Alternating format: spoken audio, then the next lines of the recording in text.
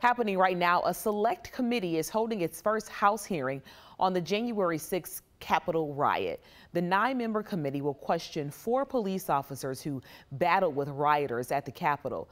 The officers are expected to testify about their struggles to defend the U.S. Capitol on that fateful January 6th day. One sergeant that's testifying is an Army veteran. He says he was more afraid that day than his entire deployment in Iraq.